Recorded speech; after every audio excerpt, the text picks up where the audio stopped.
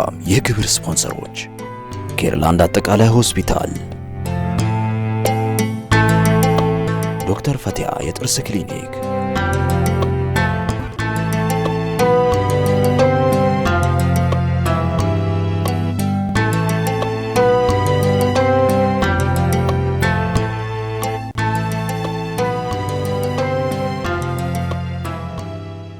የአላህ ሰላም ረህመትና እዝነት በሁላችሁም ላይ ይስፈን። ውድና የተከበራችሁ ተመልካቾቻችን ሰላምታችን በያላችሁበት ይድረሳችሁ። እንደምን ሰንብታችኋል? እንደምን ከርማችኋል? ሳምንታዊው የኔ መንገድ ፕሮግራማችን ተጀምሯል። አብራችሁን ስለምትሆኑ እንደ ሁልጊዜው ሁሉ ደስ ይለናል፣ እናመሰግናችኋለን። 9282 ላይ ወይም ምን እያስቀደማችሁ እንደዚሁም 0937 11 68 99 ላይ ሀሳቦቻችሁን እየላካችሁልን አብራችሁ እንድትቆዩ እንጋብዛችኋለን። ባሳለፍነው ሳምንት ከመንገደኛ አዩብ ጋር በህይወት መንገዱ እየተመላለስን እናንተንም እያስጓዝናችሁ ነገር ግን የህይወት መንገዱ ዘለግ አለብንና ወደዚህኛው ሳምንት አሻግረን እናንተንም ደጅ አስጠንተናችሁ ነበር ፕሮግራማችንን ቋጭተን የነበረው። ዛሬ እንግዲህ ካቆምንበት የህይወት መንገዳችን እንቀጥላለን። እናንተም በያላችሁበት ቆይታችሁን ከኛ ጋር አድርጉ።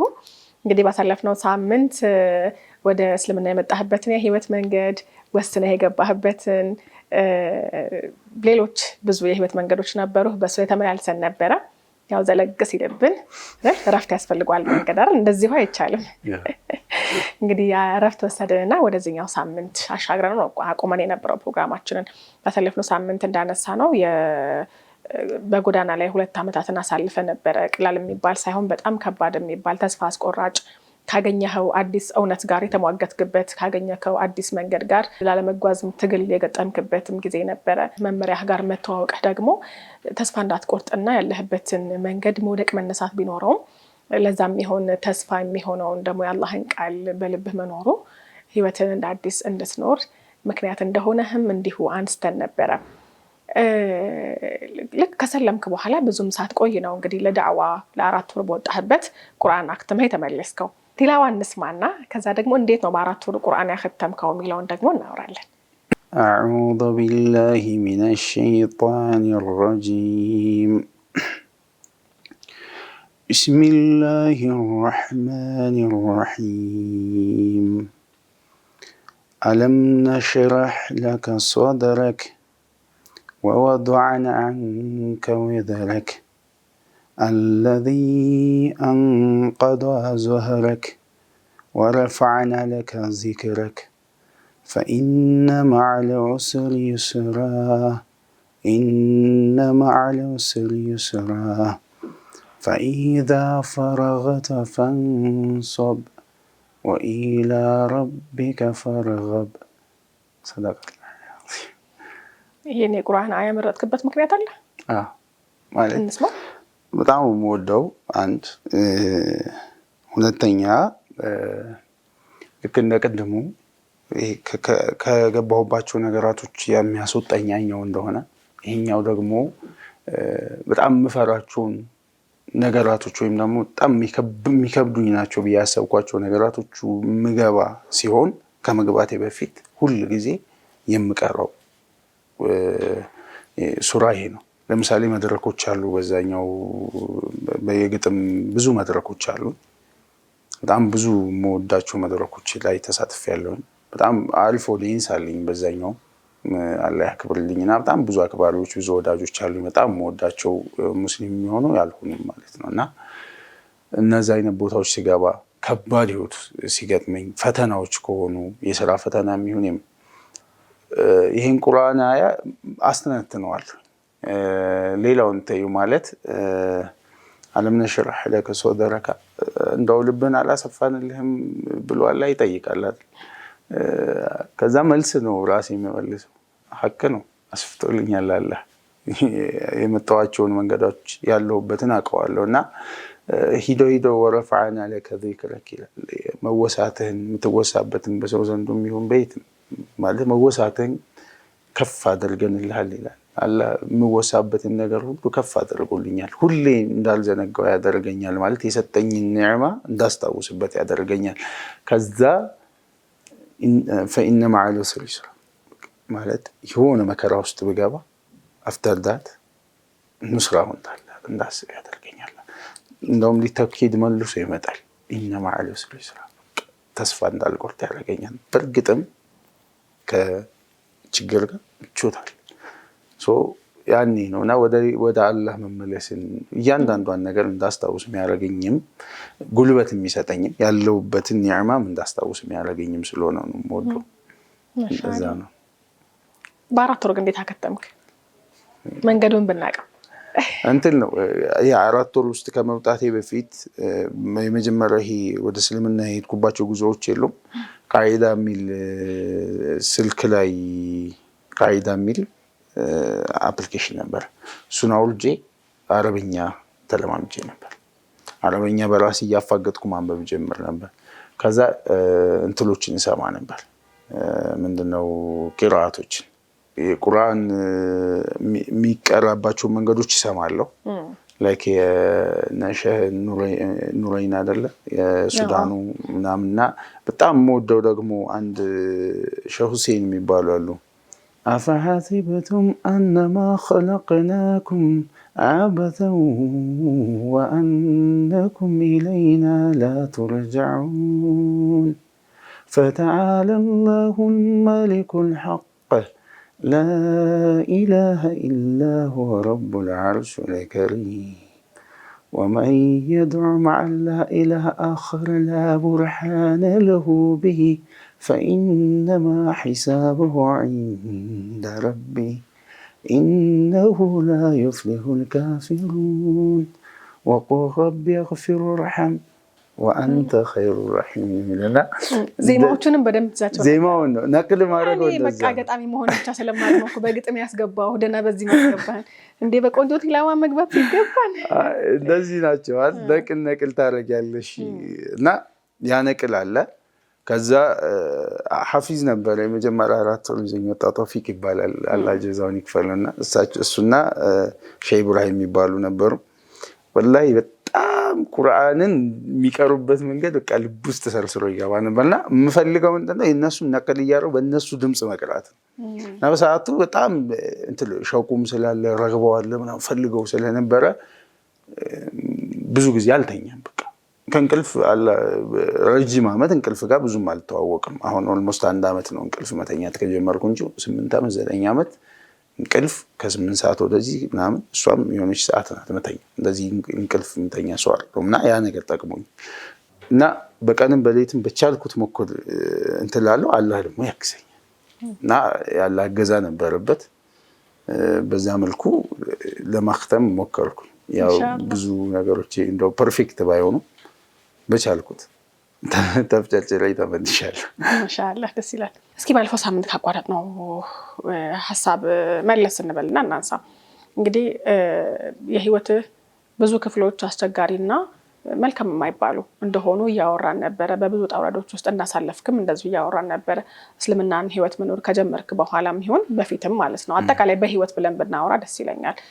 አንዳንዶቹ ከመስለምህ ጋር ስለማይገናኙ አንተ እንዳልከው ግን ከሰለምክ በኋላ ስላለው ህይወት እናንሳና እነዛን 2 ዓመታት በጎዳና ስታሳልፍ ከባድ የሚባሉ ከአላህ ጋር ሙግት የገጠምክባቸው ጊዜያት ነበሩ። እስልምና ውስጥ ምን ብታገኝ ነው እሱ ላለማጣት ብለህ በዚህ ልክ ዋጋ የከፈልከው? ምንም ማልደራደርበት የሆነው የመጀመሪያው ነገር ለነብዩ አለይሂ ሰላቱ ወሰለም ያለኝ መሐባ ከነ እድፍ ከነ ምኔ ከነ ሁሉ ነገር እሳቸውን ከመውደድ ይሄ መሐባ የሚባለው ነገር አልኩት አላህ ይሰጠኝ በረከት ነው። ከዛ መሐባ መነጠል ለኔ ሞት ፕላስ ደግሞ አላህን የነገርኩሽ ነው ያላህ ለኔ ያለው ነገር ለማንም የለውም ብዬ ነው ማስበው። ሁሌ አላህ ለኔ የሰጠውን እኮ ለማንም አልሰጠህም እላለሁ። አለ እቺ ፍትልክ ስቲ ከዛ ሰውነትሽ ምናምን ያስጮሽ ምናምንና እርግብ ሲል ያው አላህ ታቀኝል ምናምን ብዬ እንደገና ወደ አላህ ማለቅስባት የእስቲግፋሯ ሰዓት ላይ ያላ ይሄን ነገር ከመርሳት አንተ ባንተ ተጠበቃለሁ ለኔ የሰጠው ለማንም አልሰጠህም።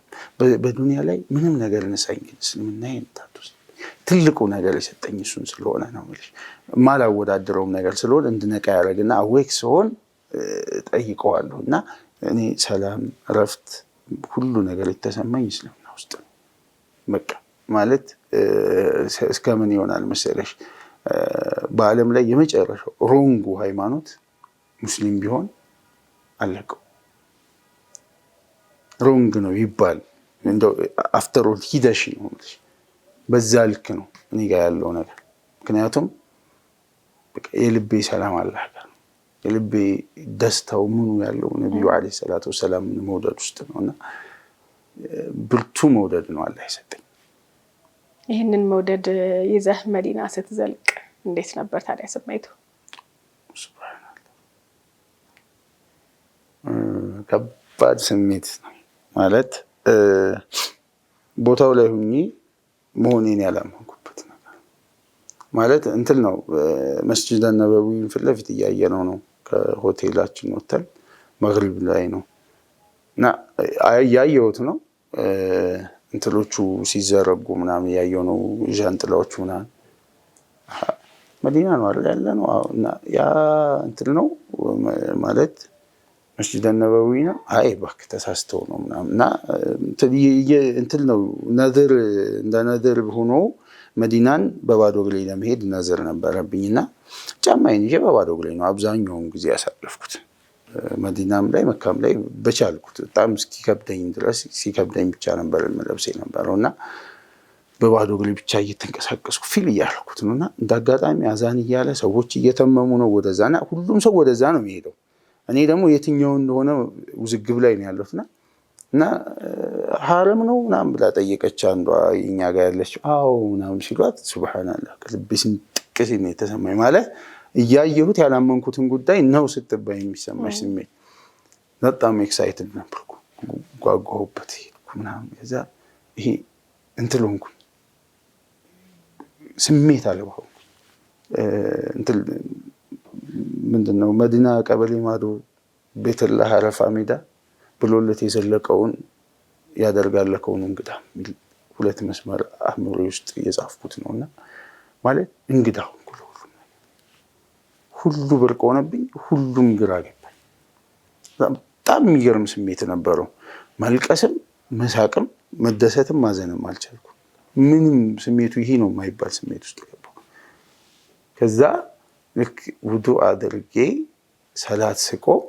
ሰላት የቆምኩበት ቦታ ላይ ሁኜ ምን አሰብኩ መሰለሽ እዚህ ቦታ ላይ ነበር በቃ ነብዩ የቆሙት ማለት ነብዩ የቆሙበት አካባቢ ነው ያለው የሚለው ስሜት ሲሰማኝ ያኔ ነው በቃ ያለቀስኩትና የወጣልኝ ዛጋ ነበር በቃ የመጀመሪያ ሰላት የቆምኩበት ለኔ ከባድ ስሜት ነበር ፊል አድርጌዋለሁ በባዶ እግሬ መንቀሳቀስ ከዛ በኋላ እያንዳንዱን ቦታ እየቦረኩ ነበር መንቀሳቀስ የነበረው ዛም ያንን ማየት ያንን መንካት በቃ ሁሉ ነገር ያምረኝ ጀመር ምናምን ለኔ ከባድ ነበር ማለት እንደዚህ ግራ የገባው ስሜት ውስጥ ነበርኩ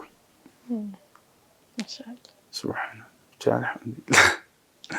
ማሻአላህ አልহামዱሊላህ ያው እቺ የኡምራ ጉዞህን መለስ ቀለስ ያለን እናወራለን አሁን እግረ መንገድ የሳቸው ፍቅር ስታነሳ ደግሞ ሳቸው ቦታቸው ላይ መድረስ ያለው ስሜት እንዴት ነው የሚለው ማወቅ ስለፈለኩኝ ነው እንደገና አሁን መለስ እንበል እናትህ በህይወት አሉ እንደነገርከኝ ከሆነ ሰልማለው ብለ ስትናገርም ይደረሰብህ ተቃውሞ አልነበረም ተቀባይነት ነበረው ስራ ፍለጋ ብለህ ወደ አዲስ አበባ ብትመጣም ነገሮች እንዳሰብካቸው ባንተ ልብስ እንደዚህ ይሆናሉ ብለህ ቦታ እንደሰጣቸው ሆኖ አላገኘሃቸውምና ቀስ በቀስ ይርክ የነበርክባቸው መንገዶች ጎዳና ጋር አድርሰው ህይወትህ እዛ ጋር መሆን ጀምሮ ነበር እናት ያለ ወደ እናት መመለስ አትችልም ነበር ለምን የጎዳና ህይወትን መረጥክ እዛ ለሁለት አመታት ያክል እንዳልከው በጣም ከባድ ተስፋ የሚያስቆርጥ ከክብደቱ የተነሳ ደግሞ ፈጣሪህ ጋር ሙግት የሚያስገባ አይነት የህይወት መንገድን ለምን መኖር መረጥክ በእናት በህይወት ይያለች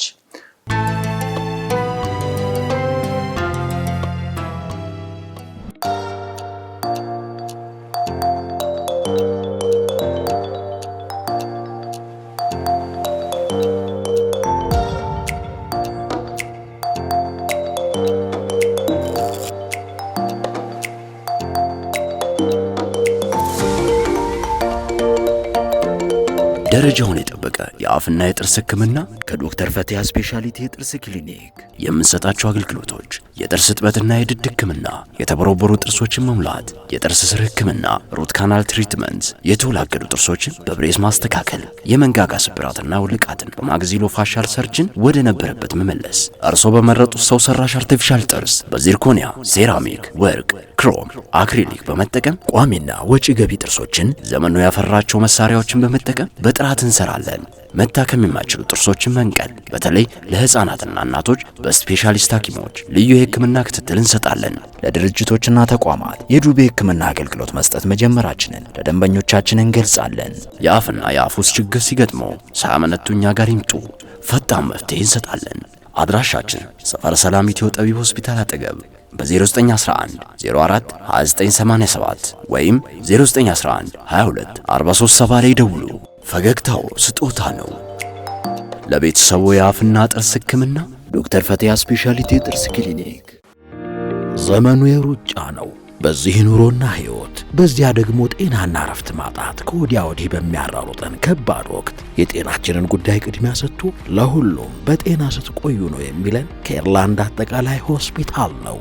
የጤና ቤት የሆነው ኬርላንድ የዘመኑ ቴክኖሎጂ ያፈራቸውን የላቁ የህክምና መሳሪያዎች በመጠቀም ያለ ሰርጀሪ የኩላሊትና የሐሞት ጠጠርን ማስወገድ፣ የነርቭና የህብለ ሰረሰር፣ የልብ፣ የአንጀትና የውስጥ ደዌ፣ ከአንገት በላይ ህክምና፣ የካንሰር፣ የአጥንትን ጨምሮ የተለያዩ የቀዶ ጥገና ህክምና በኤአይ በታገዘ የፎርዲ አልትራሳውንድ፣ በዲጂታል ኤክስሬይና ፍሎሮስኮፒ፣ በባለ 1.5 ቴስላ ኤምአርአይ እና በባለ 128 ስላይስ ሲቲ ስካን ዘመናዊ መሳሪያዎች ታግዞ የተሟላ አገልግሎት በመስጠት ላይ ይገኛል። በኬርላንድ የህፃናት የማህፀንና ጽንስ፣ የማዋለድ፣ የድንገተኛና የጽኑ ህሙማን ህክምናና የስነ ልቦናና የማማከር አገልግሎትን ጨምሮ የኢንዶስኮፒና ኮሎኖስኮፒ አገልግሎቶችን ከተሟላ የላቦራቶሪና ፓቶሎጂ ምርመራ ጋር ያገኛሉ። ለድርጅቶች በተመጣጣኝ ዋጋ የዱቤ አገልግሎት እንሰጣለን። ከአየር ጤና ወደ ሰበታ በሚወስደው መንገድ አባገዳ አደባባይ አጠገብ እንገኛለን። ስልክ 0977 86 ይደውሉልን። ኬርላንድ አጠቃላይ ሆስፒታል ከማከምም በላይ።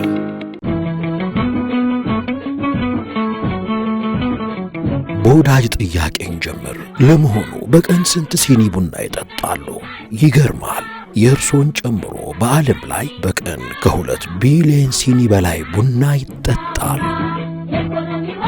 ታዲያ ሀገራችን ለዓለም ቡናን የመሰለ ፍሬ ባታበረክት ይህ በቢሊዮን የሚቆጠር ሕዝብ ምን ይጠጣ ነበር? በዓለም ላይ የተለያዩ ኮንፈረንሶችንና ዓለም አቀፋዊ ጉባኤዎችን በተደጋጋሚ ከሚያስተናግዱ ከተሞች አንዷ የሆነችው የኛዋ አዲስ አበባ ተጨማሪ ስጦታዋን ለዓለም ልታበረክት መንገድ ጀምራለችና የጉዞ አካል ቢሆኑስ? ለዓለም አቀፋዊ ስብሰባዎች፣ ለጉብኝትና ለሌሎች በርካታ ጉዳዮች ከተማችንን የረገጠ ሁሉ ማስታወሻ ፍለጋ ሳይጎበኘው የማይመለስበት የሀገር ልጆች ድንቅ የእጅ ሥራ ውጤቶች በአንድ ስፍራ ጥንቅቅ ተደርገው የሚከትሙበት ዘናጩ ሞል በከተማችን እምብርት ላይ እየተገነባ ነው። ስጦታ ሞል በሰው ሰራሽ ሐይቅ በውብ መናፈሻና በመስጂድ አልአቅሳ ተከቦ በ18 ወራት በሚጠናቀቀው ዘመናዊ ስጦታ ሞል ላይ ዛሬውኑ የሱቅ ባለቤት ይሁኑና የዘላቂ ኢንቨስትመንት ተጠቃሚነቱን ከወዲሁ ያረጋግጡ። ስጦታ ሞል ከካቮድ ኮሜርሻል። ለሳይት ጉብኝትና የተሟላ መረጃ ለማግኘት ካዛንቺስ በካዛዲስ ታወር 6ኛ ፎቅ ላይ ወደሚገኘው ቢሮአችን ብቅ በማለት አሊያም በ0953 24 24 24 እና በ0985 45 45 45 ላይ በመደወል ያገኙናል። ላክሳዲስ ፕሮፐርቲስ። ወላጅነት ደስታው ብዙ ነው፣ ድካሙም ጭምር። እንዲህ ባለ ጊዜ የልጅን ደስታ እኩል መጠበቅ ያስቸግራል። ግን ድንገት ሁነኛ መፍትሄ በሬ ድረስ ሰተት ብሎ ቀረበ።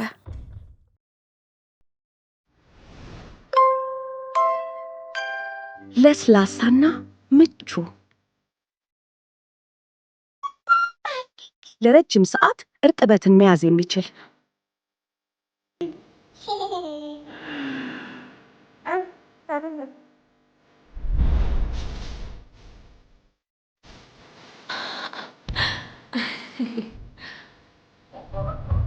የልጄን ደስታና ምቾት የጠበቀልኝ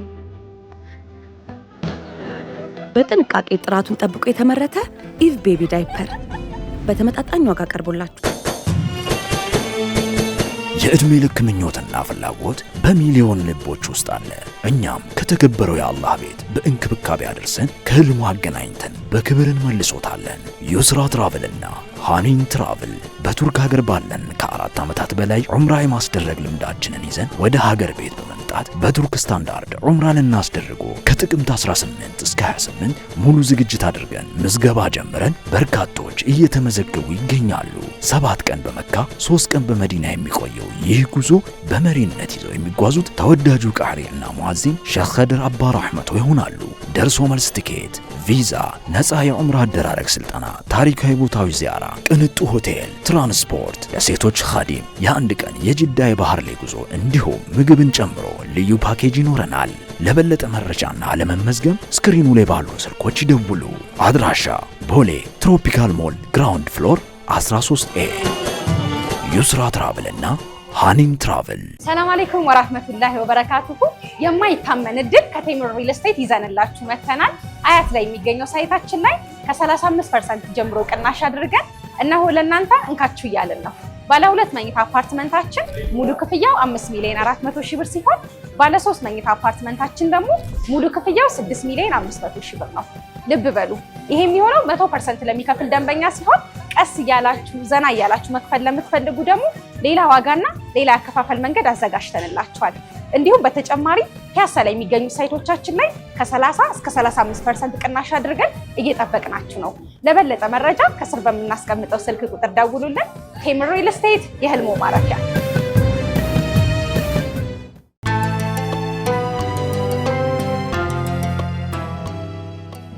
ከክብደቱ የተነሳ ደግሞ ፈጣሪህ ጋር ሙግት የሚያስገባ አይነት የህይወት መንገድን ለምን መኖር መረጥክ? በእናት በህይወት እያለች። አሪፍ ጥያቄ። ምን አለ መሰልሽ፣ ሁለት ነገር። አንዱ የህይወት ነፃነት መፈለግ ማለት አርት ላይ ይሄ በግጥሙ በኩል አቺቭ ማድረግ የምፈልገው ነገር ነበር፣ መሄድ የምፈልገው። ያንን ለመሄድ ደግሞ ሁሉን ነገር መንገድ የሚዘጋ ነው። ሶሳይቲው ጋር ተስማሚኝ ምናምንና ያንን ነገር በጣም መጋፈጥ መፈለጌ ነው አንዱ። ማለት በጣም ፍላጎቴ መሳካቱ አንዱ። ትልቁ ምክንያት ግን ወደ እናቴ ሪተርን ማራረግበት ትልቁ ምክንያት እናቴ እዚህ ጋር በቃት ያልኩት ሰዓት ነበር። ለዘመናት ነው የለፋችው ለኔ። ምን አይነት ህይወት መሰለሽ? እናቴ ለኔ እኔን ለማሳደግ በሄደችው መንገድ ውስጥ ታብ የጀመራት እኔ ከተወለድኩ ጀምሮ ነው። ከዛ በፊት አልፍ ጊዜ ነበራት ሰው ናትና፣ ግን እኔ ራሴን ካወቅኩባት ቀን ጀምሮ እስካሁን እድሜ ድረስ እናቴ ልፋት ውስጥ ነው ያለችው። እና የመጨረሻ ልጅ ስትሆኚ በጣም ከባዱ ነገር ሶፊ፣ የመጨረሻ ሰው ስትሆኚ የመጨረሻ ልጅ ሆነሽ ቤት ውስጥ ስትቆይ ሁሉም ወጥተዋል። ተማሪውም ዶክተር አለ ምናምን ሂደዋል። አንዷ እህቴም ስደት ምናምን ሂደዋል። ማንም የለም እዛ አካባቢው ላይ ቤቷ ውስጥ ያለው እኔ። ያቺኛዋ እህቴ ያለች አንዴ የሆነ 15 ኪሎ ሜትር ላይ ነበረች፣ የሆነ ሰዓት ላይ እኛው ጋር ነበረች ምናምን። ግን ማንም የእሷን ህይወት አያውቅም። ማውቀው እኔ ሳቋንም፣ እንባዋንም፣ ደስታዋንም፣ ሀዘኗንም፣ ችግሯንም እያንዳንዷን ነገር አይቻታል። እና ሳይ እንደ ልጅ አላደኩም። እናቴ ማለት እንደ እናት ለሷ በማዘን እንደ እናት በማሰብ ውስጥ ነው ያደኩት። እሷም እንደ እናት እኔም እንደ እናት እየተሳሰብን ያደግነው። ከልጅነት ጀምሮ የቻልኩትን ያደረኩ ነው። ሊስትሮ ሰራ ነበር። ኢቭን ኢፍ እጄን ተጎድቼ እንኳን 2005 ላይ 2006 ላይ ሊስትሮ እየሰራው ነበር መማረው። በቻልኩት እሷን ለማገዝ ያልሞከርኩት ነገር የለም። በጣም ብዙ ስራዎችን ሰርቻለሁ። ማንም ሰው እዛ አካባቢ ላይ ሊሰሩ የሚችላቸውን ስራዎችን እያንዳንዱን በቃ ሰው ሱቅ ላይ ተቀጥሮ መስራትን ሰርቻለሁ። እንደዚህ ወፍጮ ቤቶች ሰርቻለሁ ምናምን። በቃ ይሄ ማለት የቻልኳቸውን ስራዎችን ሰርቻለሁ። ያልሰራሁት ነገር የለም። እንደ ጀብሎ ለማዞር የሞከርንባቸው ሰዓቶች አሉ። ያን ሁሉ ፈተና ያለፍኩት መሰለሽ አንድ ቀን ለእናቴ ለመድረስ እናቴ ጋር ትክክለኛ ፈገግታ ፊቷ ላይ ለማምጣት ሶ እዚያ ዩኒቨርሲቲ እስከማስተማር ድረስ ብዙ መከራዎችን አሳልፋለች። እኔ ዩኒቨርሲቲ ገብተህ ነበር? ዩኒቨርሲቲ ገብቼ ተመርቄ ነው የወጣሁት። ገብቶሻል? ሁለት እንትን ነው ትምህርት ተምሬ ነው የወጣሁት። አንደኛው አካውንቲንግ ነው ዩኒቲ ዩኒቨርሲቲ፣ እሱን ጨርሻለሁ። ወሎ ዩኒቨርሲቲ ስል ደግሞ መጀመሪያ በገባሁበት ወሎ ዩኒቨርሲቲ ላይ የአርት የፊልም አርት በቶም ስር የሚተዳደር አንድ የአዲስ ዓለም የፊልም ማሰልጠኛ ተቋም ውስጥ ሙሉ የፊልም ስራዎችን ኤዲቲንግን፣ ዳይሬክቲንግ ምናምን እነሱን ተምሬያለሁ ጎን ለጎን። ይህንን አቺቭ አድርጌ ጨረስኩ ማለት ይኸውልሽ እሷ ጋር ያለውን በርደን በሙሉ አሁን ማውረድ ነው ፈልገው። እኔ አሁን ጨረስኩ አለ ሶ ኔክስት ስራ ፈልጌ ስራ ይዤ እሷን መርዳት ነው ፈልገው። እሷ ላይ ሸክም መሆን አልፈልግም። ስለዚህ ወደ አዲስ አበባ የመጣኸው ከተመረቅክ በኋላ ስራ ፍለጋ ነው ማለት ነው? ስራ ፍለጋ ነው የመጣው። ስራ ፍለጋ እግር መንገዱን ደግሞ ይሄኛውን ነገር ማሳካት ነበር የምፈልገው በአርት ላይ ያለኝ። እዛ ህይወት ውስጥ ገብቼ እሷን አልነገራትም። የሚከብዱኝ ታይሞች አሉ፣ ገንዘብ የምፈልግባቸው ሰዓቶች አሉ፣ መብላት መጠጣት የሚቸግርሽ ሰዓት አለ። በመሀል ይኸውልሽ እህቶች አሉኝ፣ አንዷ ሱሉልታ ነች፣ አንዷ ሽሮ ሜዳ ነች። በመሀል የሆነ ቀን እሄዳለሁ እነሱ ጋር ልብሴ ይታጠባል፣ እበላለሁ፣ እጠጣለሁ። ረመዳን ሲሆን የተወሰነ ቀን እነሱ ጋር አፍጥር ይዘጋጅልኛል፣ እሄዳለሁ ምናምን። በጣም የምወዳቸው እና ግን ይኸውልሽ በመሄድ በመምጣቴ ውስጥ እኔ ማሳልፈውን ህይወት ማንም ያውቅ ለእናቴ እንኳን አልነግራትም። እና ግን እንደዛ ባለመንገድ ውስጥ ግን ማለት ነው ምን አስባለሁ መሰለሽ ምን እየበላ ነው ብለው እንዴት አያስቡም ብላለሁ። ከዛ አልነገራቸውም። ለምንድን ነው የሚያስቡት? እኔ እኮ እንደደላኝ ነው የሚያውቁት። ግን ለምንድን ነው እንዲያስቡ ደግሞ የምጠብቀው ብዬ በራሴም እናደዳለሁ። እዛ አካባቢ ላይ እንዳያገኙኝ የማላደርገው ጥረት የለም። ማንም አግኝቶኝ አያውቅም ነው። በዛ ውስጥ መጽሐፌን ፋይናሊ አቺቭ አድርጌ ተመርቆ ሊመረቅ የተወሰነ ቀን ሲቀረው ባገኘሁት ገንዘብ እናቴን ፈርስት ታይም በፕሌን አስመጣኋት አዲስ አበባ። ለመጀመሪያ ጊዜ በህይወቷ በፕሌን የመጣችበት ቀን ነበር። ለእኔ የዛን ቀን የሚያህል ደስታ የለም። ለመጀመሪያ ጊዜ በታላላቅ በቲቪ የምታውቃቸው አርቲስቶች ባሉበት ቦታ በጣም ብዙ ሰዎች በተገኙበት ነው መጽሐፍ የተመረቀው። እዛ መሀል ተቀምጣ የነበራትን ደስታ የእውነቷን የሳቀችበትን ሳቅ ያየሁበት ቀን ነበር። ያችን ሳቅ ለማምጣት ነው እኔ ወደ እናቴ ያልተመለስኩት። እናቴን ማከም እፈልግ ነበር። ላልደርስላት እችላለሁ በገንዘብ ምናምን የሆነ ነገሮችን አላረኩላትም። ይችን ደስታ ግን እኔ ነኝ የመጀመሪያ የሰጠኋት እና እናቴ በኩራት ስለኔ አውርታ አለቀሰች ለመጀመሪያ ጊዜ። ሁል ጊዜ ምኮራበት ልጄ ነው ብላ ሁሉም ልጆች ባሉበት ፊት ስታወራ የተሰማኝን ደስታ እኔ መቼም አይሰማም። ይችን ደስታ እሷ ጋር ለማምጣት ይችን ደስታዋን ለማየት እኔ ራሴም ይችን ደስታ እንድትሰማኝ ስል ከዛች ወደኋላ ማፈግፈግ አልፈለኩም። አላህም አሳካልኝ መጨረሻ። መራቤ መጠማቴ ምናምን ፊት ያልሰጠሁት ለዛ ነው። የእናቴ ፊት ነው ፊት ለፊት ያለው። የእናቴ ለእኔ የከፈለችው መስዋዕትነት አለ። ሌላ ሸክም ልሆንባት አልፈልግም። የልብ ህመምተኛ ሆናለች። የልብ ህመምተኛ ሆነችው እኔ ስወድቅ ደንግጣ፣ ሲናገር አዳንግጣ ብዙ መከራዎችን በእኔ በኩል አሳልፋለች እና መጽሐፌን ያስመረኩ ቀን ፊት ለፊት ቆሜ በዓለም ህዝብ ፊት በእኔ ምክንያት ላየሽው መከራ ሁሉ የዘመኔን ያህል ይቅርታ ጠይቅሻለሁ ብዬ በፊት ለፊት በህዝብ ፊት ጠየቋት፣ አለቀሰች። ያንን ስሜት እዛ ህይወት ውስጥ ተጋፍጬ ባላልፍ ኖሮ አላገኘሁም። ወደኋላ እንዳልመለስ የሚያደርጉኝ ከባድ ታሪኮች አሉ። እናቴ ጋር አብረን ስናሳልፍ ያሳልፍናቸው ታሪኮች አሉ። እኔ እናቴ የሚበላ ቤት ውስጥ ያልነበረባቸው ሰዓቶች ነበሩ። ጩጨውኝ የማስታወሳቸው ሲሞላት ለሁሉ የተረፈችም ሰው ናት። በጣም ብዙ ልጆች በስሯ ያደጉ ሰው ናት። በጣም ማለት የሁሉ እናት ነች። እዛ አካባቢ በጣም የምትገርም ነፍስ ነው ያላት እና ሁሌ ያለን ስጠይቀው በእሷ በኩል በነፍሷ ነው የምጠይቀው። ማለት ይህንን ነፍሷን ይዛለዋሉ።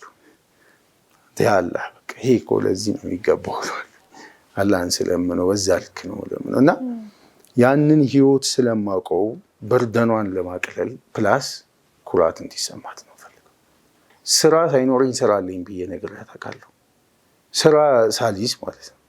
ስራ ይዤ ደግሞ እየሰራሁባቸው ያሉበት ታይሞች ባይዞ እዛ ጎዳና ላይ ሆኜ የሆነ ነገር እንትን በማግኛት ገንዘብ እልክላታለሁ።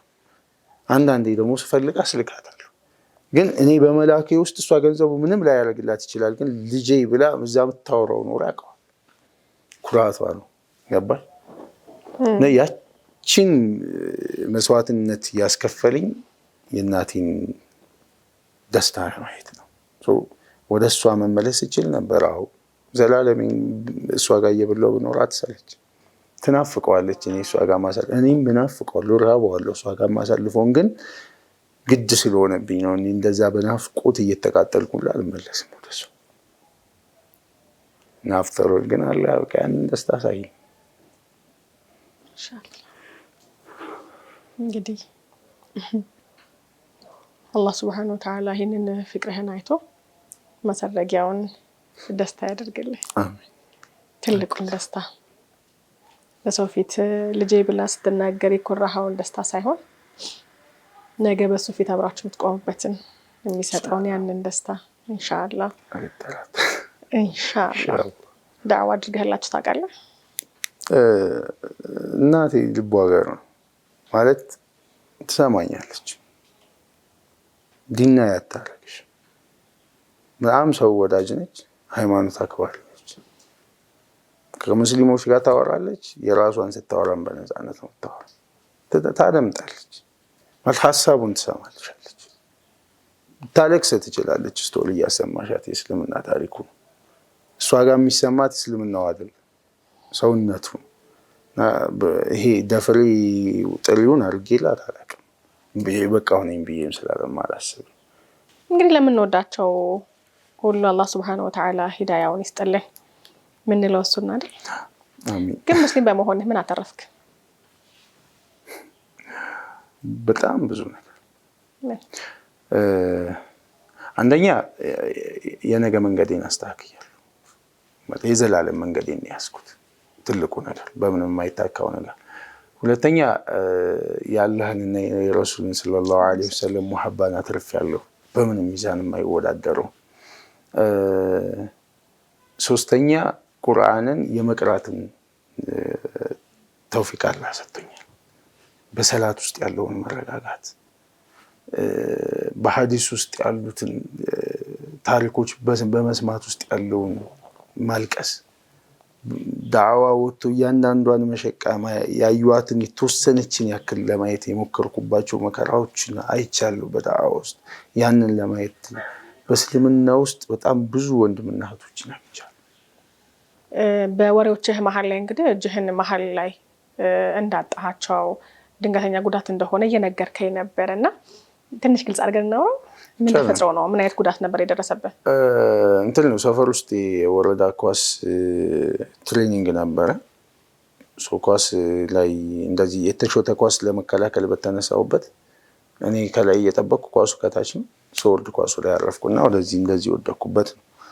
ከዛ በኋላ እጄ ተሰብሯል። እናቴ ደግሞ የድንጋጤዋን እዛ ያሏትን ነበር በቃ ወገሻሽ ያላል ማለት ሲባል ወደ ወገሻቴ ሄዶ ነው ገባሽ። ሪፈር መደረግ ያለበት ቀላል ህመም አልነበረም። እሱ መሄድ ነበረብና ከጊዜ መዘግየት ያለህም ቀደሮንና ኢንፌክት አድርጎ ነበረ። ጥቁር አንበሳ የተወሰነ 2 ወር ከ10 ቀን አካባቢ በጀርባ ተኝቼ አሳልፌያለሁ። ከባድ ጊዜ ነበር ለኔ። ከዛ በኋላ በቃ የሚቻላል ነበር። እዚህ አካባቢ ነበር ጉዳቱ። እዚህ እስከሚደርስ ተጠበቀ። በቃ የሚድን ሳይሆን ሲቀር አሁን ባለበት ላይ እንዲቆረጥ ተወሰነበት። ስንት ዓመት ላይ ነበር? ኦልሞስት 14 ዓመት። ከ14 ወደ 15 ዓመት ያለው ክረምት ላይ ምናልባት እጅህ በዚህ መልኩ ተጎድቶ እንቅስቃሴ ሁላ በአንድ እጅህ መሆኑ የጎዳህ ነገር የጎደለብህ የምትለው ነገር የተሰማህ ስሜት አለ?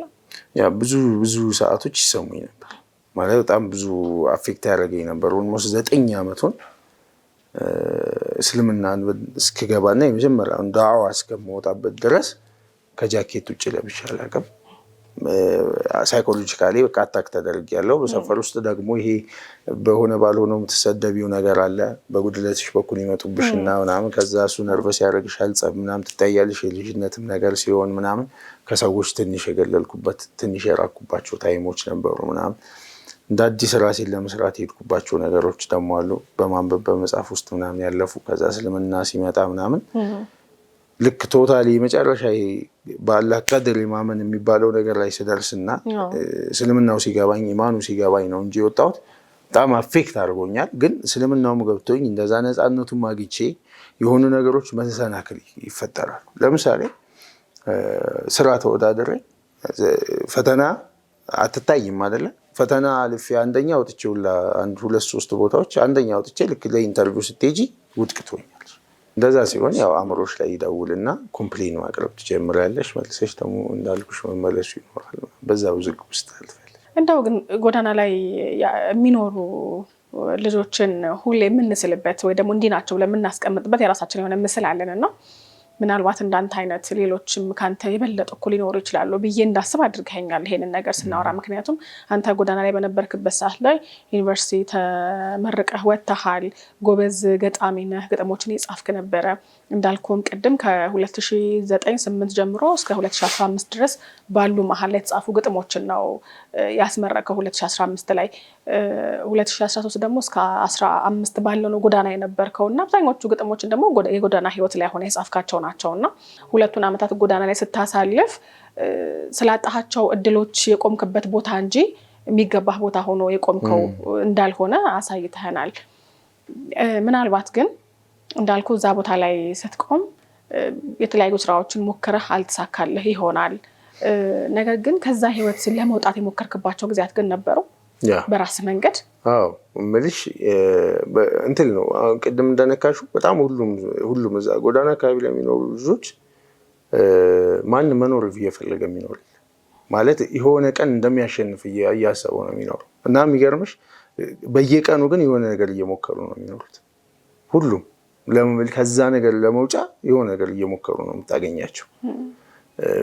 ግን ያው ሶሳይቲው ስለሚገፋሽ የምታዩ መከራ ከባድ ነው። ይሄ ምንድነው ሰርቫይቫል ኦፍ ዘ ፊተስት የሚባል ነገር አለ። በቃ ይሄ ተጋፍተው እንትን ያሉት ያሸንፋሉ ነው እና በደንብ ደንድነሽ ከምትወጪው ትወጫለሽ እንጂ ተውጠው የሚቀሩት በሶሳይቲው ነው እንጂ ማንም እዛ ጋር መቆየት የሚፈልግ የለም። የሚገርመው ነገር ልጆች አሏቸው ይወልዳሉ ምናምን እኮ እዛ አይደል አይተሻታቂ። የሚገርመው ነገር በጣም ነው ልጆቻቸውን ቴኬር የሚያደርጉት። የማንም እናት በማትንከባከበው ልክ ነው ለልጃቸው መስዋዕትነት የሚከፍሉት እዛ አካባቢ ላይ ያሉ ልጆች። በጣም የሚገርም ህልም ነው ያላቸውና እሱ ነው ብዙዎቹ እኔን ያስጠጉኝ ልጆች አሉ ማለት እኔና ጓደኛዬ ነበር ነው ግን ከሱ ቀድሞ የሚያውቃቸው ስለነበሩ የነበራቸውን ፍቅር የትም አታገኘውም። እነሱ ጋር ያለውን ፍቅር ቢገርሙሻል። በቃ እኔ የሚገርመው ህልም መኖሩን ታዩ። እሱም እኔም አብሮን ይኖሩ የነበረው ደግሞ ሌላኛውም ጓደኛችንም ሶስታችንም መጽሐፍ አሳትመን ከዛ በኋላ የሚገርም ህይወት እየኖርን ነው አሁን ሶስታችን በሚገርም ሁኔታ። የሚገርሙ ከባድ ስቶሪዎች ነበሩን። የሚገርመው ግን በዛ ከባድ ህይወት ውስጥ እኛ ቤት መጥተው 7 ለ8 ምናምን ያድሩ ነበር ከቤታቸው እየመጡ ጓደኞቻችን እኛን ካለንበት ወደ ነገ ተስፋ እያሻገሩ የነበሩ ልጆች አሉ ከጎናችን። እነሱን ስትይዥ ደግሞ ሌላ ታሪክ።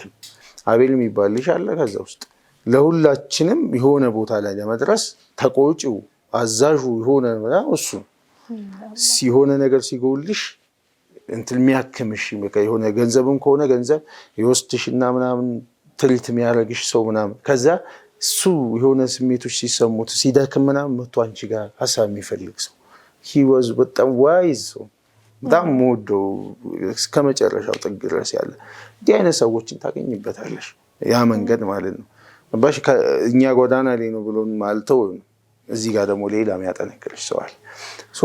ያ ህልም ስታገኝ ትንሽ ቀዳዳ ያገኘሽ ከተፈተለከለሽ መቆያህ እዛ አይደለም ተመችቶ የቆየህበት ቦታ ሳይሆን ምርጫ አድርገህ ምርጫተህ የቆምክበት ቦታ ስለሆነ ሰው የትኛውም መሳፈሪያ ሲገኝ ወደገኘው ቦታ ተሳክቶ መሄድ ነው። በጣም ደስ ይላል። ታዲያ ከ2 ዓመታት በኋላ ከዛ ህይወት እንዴት ወጣህ አንተ? አንደኛ እንትን ነው መጽሐፌን ለማሳተም የሄድኩት ሂደት ነው። መጽሐፌን እንደጨረስኩኝ አንድ አክስቴ ልጅ ነበረች ውጭ የምትኖርና እንዴት ነው ያለው እንደዚህ አልነገርኳትም እና ከዛ ብቻ ግን ተስፋ መቁረጥ ውስጥ ስለነበርኩኝ አወራችኝና ምን ያህል ነው ያስፈልገው አምስተለኝ እንደዚህ 100 ምናምን ሺህ ብር አምሰለ ግማሹን ይልቻለ ግማሹን ከሶፋ ልጋለች። በጣም ኤክሳይትድ ሆንኩኝ። 60 ሺህ ብር አከችልኝ። በጣም በቃ 60 ሺህ ብር ማለት የመጀመሪያው መንገድ የምጨርስበት ነው። የዛኑ ሰዓት በቃ መጽሐፉን አርቶት መስራት ጀመርን። ጆኒ ሀብት የሚባል ጓደኛ ነበረን። እነሱ ጋር ሄደን እሱ ቤት መኖር ጀመርን።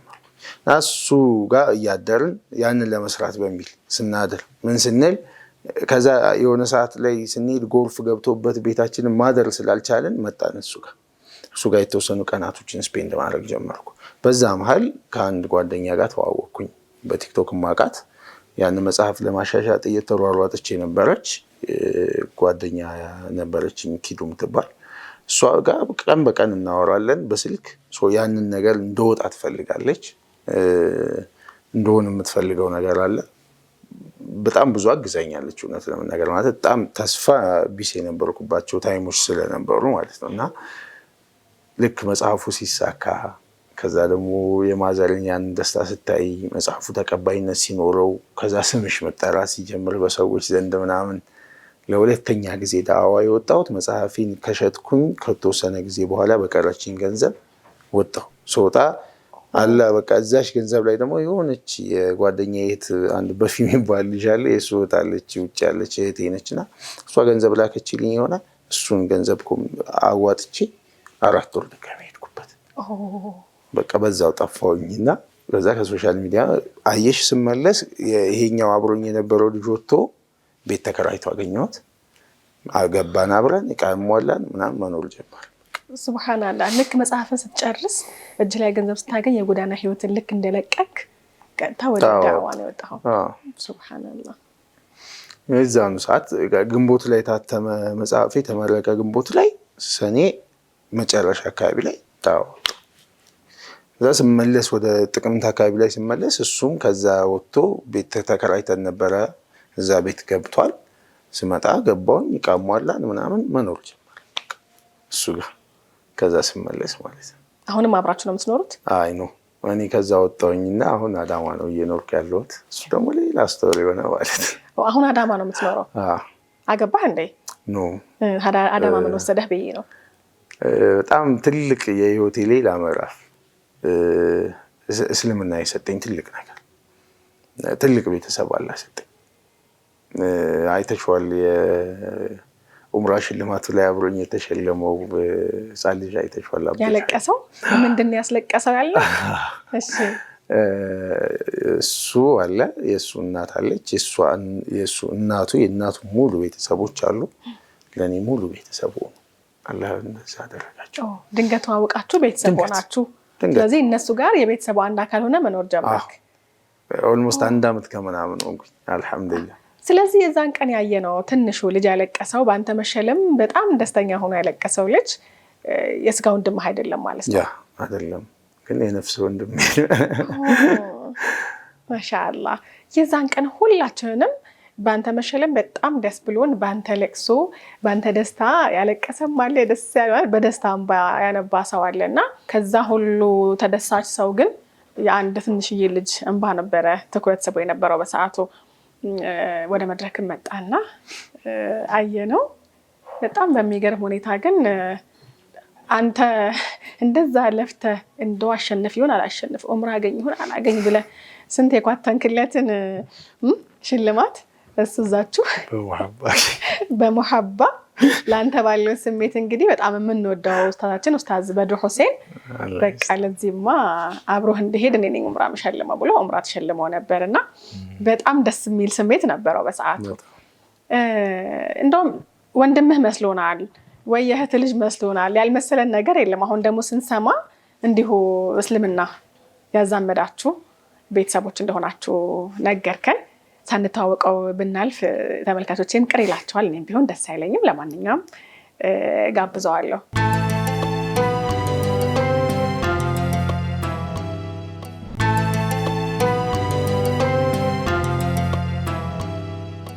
አሰላሙ አለይኩም። አለይኩም ሰላም ወራህመቱላሂ ወበረካቱ።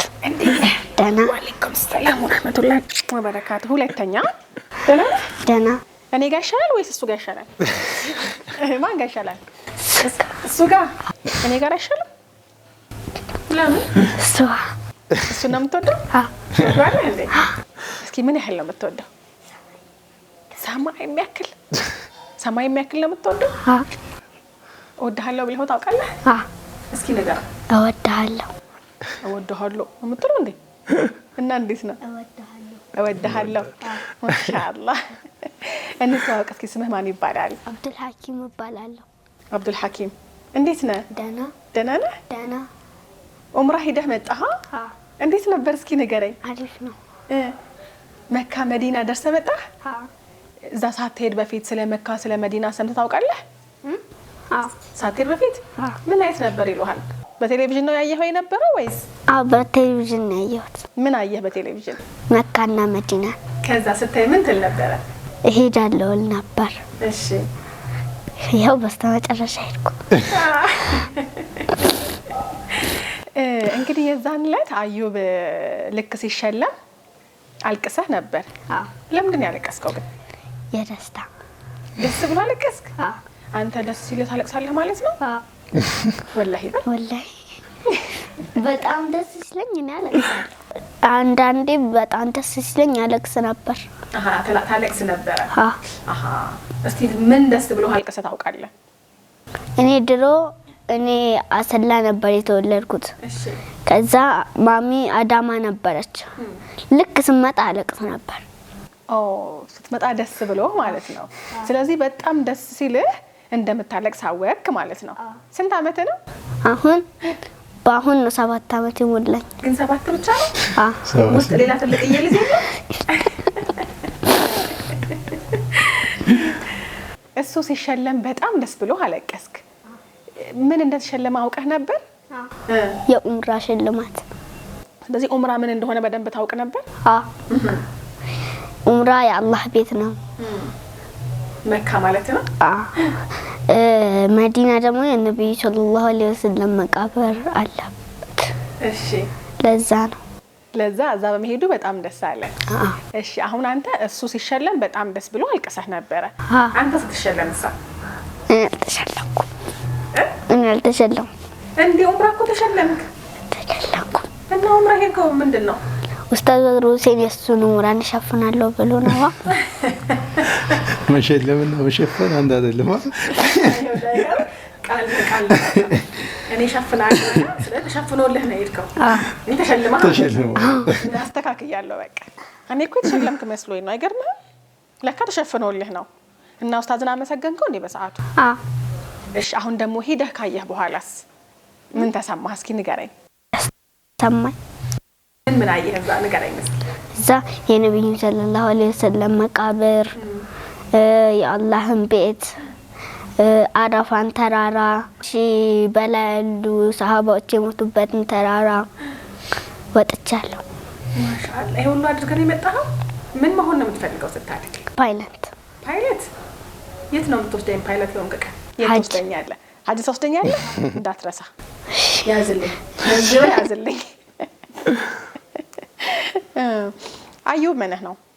አዩብ የአክስቴ ልጅ። የአክስቴ ልጅ ነው? ግን ወንድም። የአክስቴ ልጅ ነው ግን ወንድምህ ነው። አብራችሁ ነው ኡምራ ሄዳችሁት አይደል? እንዴት አሳለፋችሁ አብራችሁ? ንገረኝ እስኪ። ደስ የሚል ነገር ያደረጋችሁትን ንገረኝ እስኪ። ጠወፍን፣ የነብዩ ሰለላሁ ዐለይሂ ወሰለም መቃብር ዘየርን፣ አብረን አረፋ ተራራ መሬት ጋር ወጥቶ ሳይሆን መሬት እዛው ቆመን ሀዲስ ተነገረን። ከ1000 በላይ ያሉ ሰሃባ ያሉት የሞቱበትን መቃብር አብረን ወጥተናል። ብዙ ነገር አድርገናል። በጣም ደስ ብሎ ተመለስክ? ማማን ግን ጥላት እኮ ነው ሄድከው? ማማን ጥላት ነው ሄድከው አይደል? አልከፋህም ጥላት ስትሄድ? አንቺን ጥያ አልሄድም አላልክም?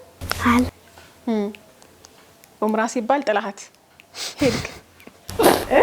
ያላ ቤት ስለሆነ እኮ ነው ጥያት ሄድኩት። ያ አላህ፣ ያላህ ቤት ባይሆን ኑሮ ጥላት አትሄድም ነበር አይደል? እና ማማ ጋር አብረኸኝ አምጣ ብለህ ዱዓ አላደረክም? የዓለም ሰው ሙላ ሙስሊም አድርጎ ዘንድ ዳርጋለሁ።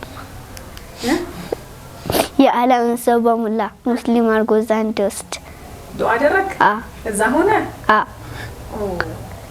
ለእናንተ ብቻ አይደለም ዱዓ ያረከው? ለዓለም ሁሉ። የዓለም ሰው ሁሉ ሙስሊም ቢሆን ባይሆን ምን ችግር አለው? ጀነት አይገባማ። ስለዚህ ለዛ ነው። ስለዚህ የዓለም ሰው ሁሉ ሙስሊም ሆነ አለበት ጀነት እንዲገባ። ለዛ ነው ዱዓ ያደረከው። ማሻአላህ።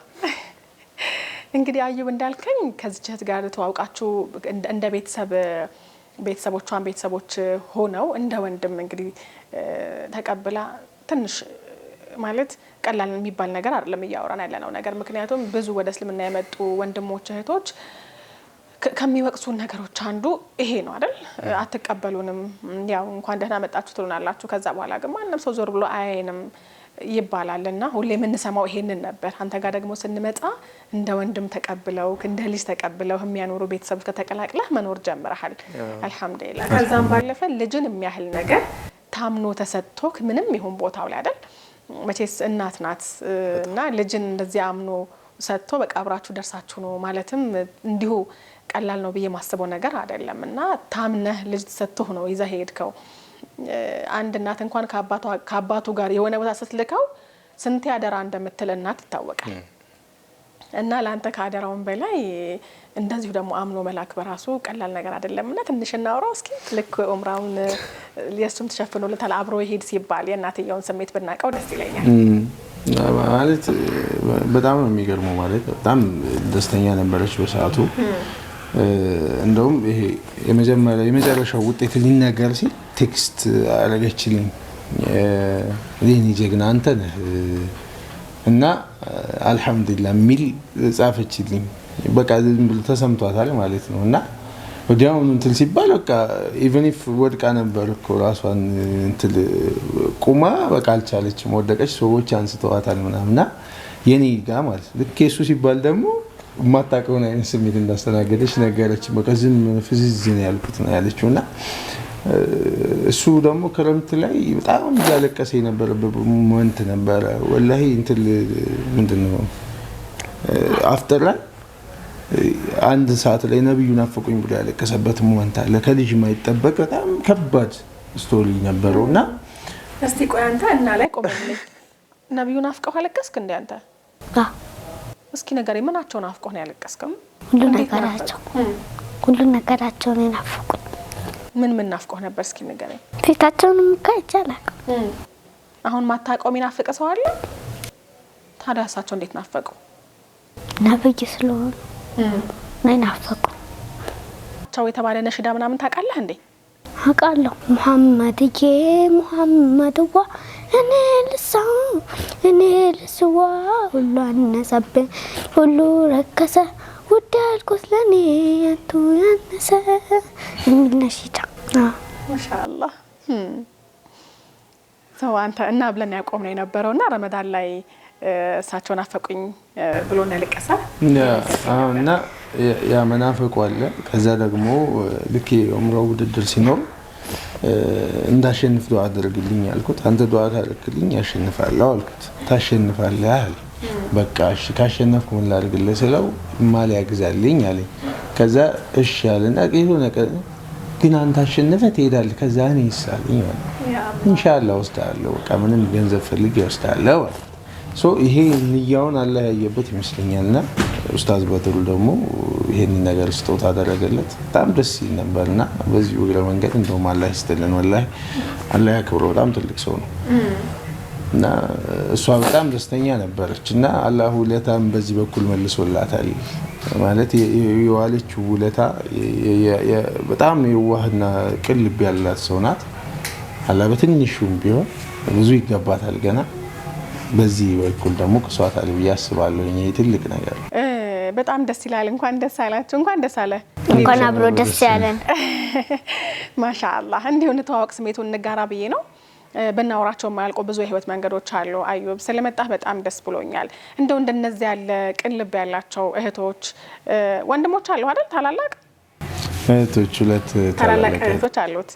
ሶስተኛ ልጅ ነው እሱ። ሶስት ልጆች ናቸው ያሏት። አላህ Subhanahu Wa Ta'ala ልጆቿን በረካ ያድርግላት፣ ለዱንያም ለአኺራ የሚጠቅሙ ልጆች ያድርግላት። ትልቅ እንግዲህ ልብ ያላት እህት ናት። በዚህ አጋጣሚ የኔ መንገድ ፕሮግራምም እንደዚሁ እንደሰውም እናመሰግናለን ማለት እንወዳለን።